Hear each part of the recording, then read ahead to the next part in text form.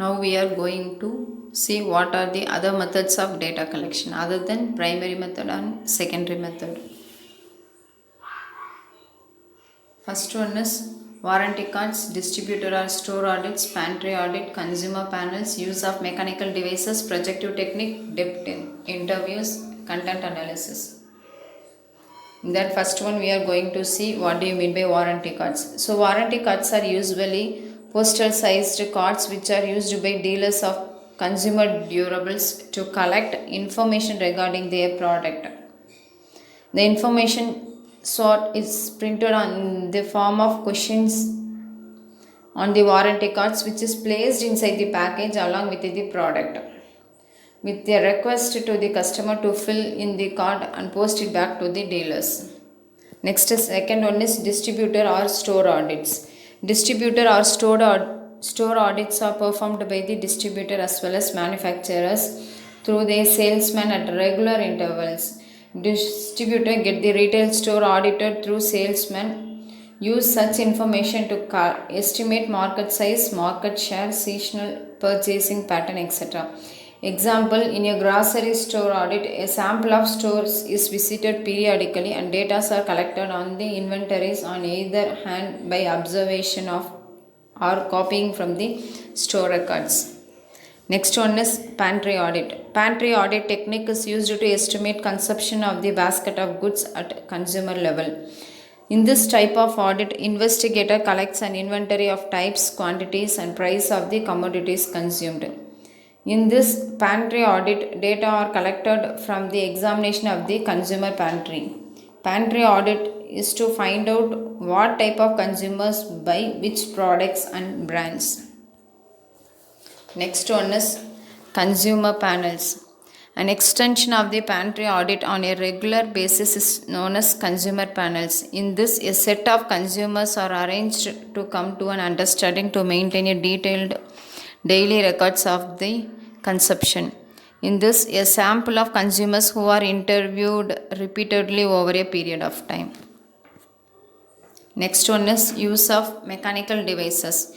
The use of mechanical devices has been widely made to collect information by way of indirect means. Example, eye camera, pupillometric camera, psychogalvanometer, motion picture camera and auditometer.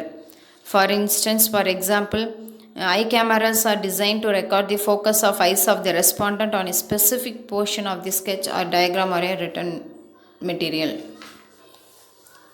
Next one is projective technique. Projective technique are sometimes called as an indirect interviewing technique.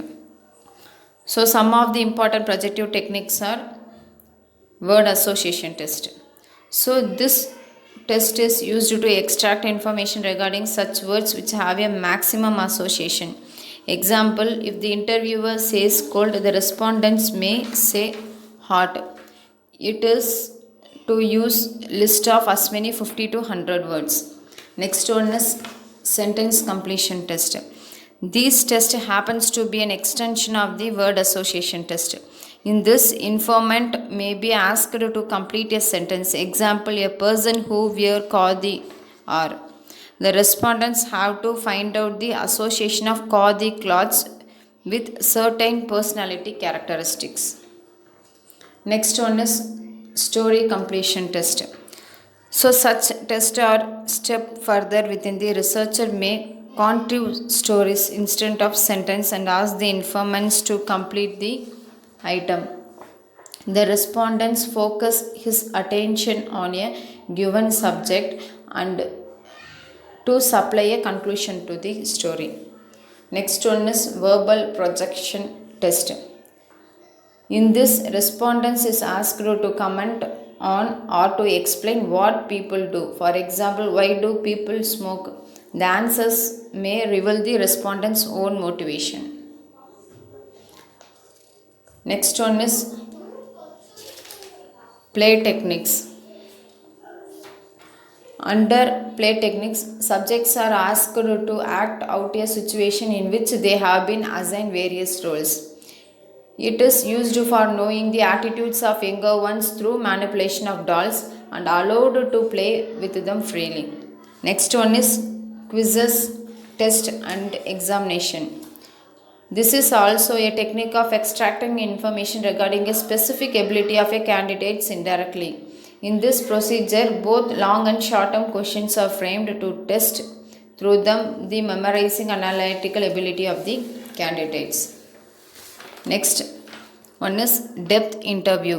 Depth interviews are designed to discover underlying motives and desires and are often used in motivational research. Such interviews are held to be explored needs, desires, and feelings of the respondents. Next one is content analysis. Content analysis consists of analyzing the content of the documentary material such as books, magazines, newspapers, and the content of all other verbal materials which can be either spoken or printed. This analysis may be relatively simple level or it may be a subtle one. It is on the basis of a major scientific concept in a book.